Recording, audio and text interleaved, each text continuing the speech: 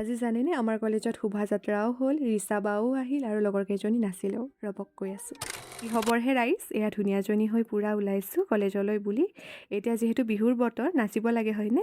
আৰু আহিয়ে দেখিলোঁ মেমে পূৰা কাম কৰি আছে।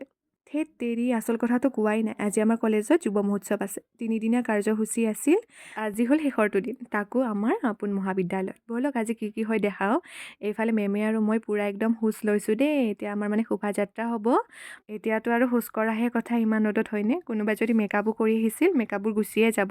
কিন্তু ৰাইজ, মই কেৱল অকল আইলাইনাৰ আৰু লিপষ্টিকহে লৈছোঁ দেই। এয়া আমাৰ শোভাযাত্ৰাৰ পিছতে সকলো কাৰ্যসূচী ধুনীয়াকৈ হ'ল আৰু ইমান ভোক লাগিল আমাৰ।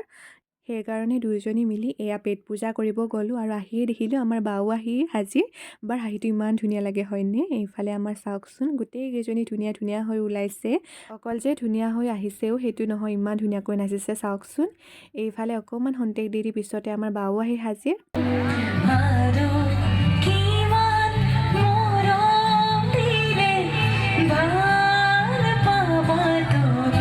এয়া ৰিচা বাৰ মাতৰ পৰশত সকলোৱে পূৰা কঁকাল ভাঙি নাছিলে দেই। আজিলৈ ইমানেই, বাই।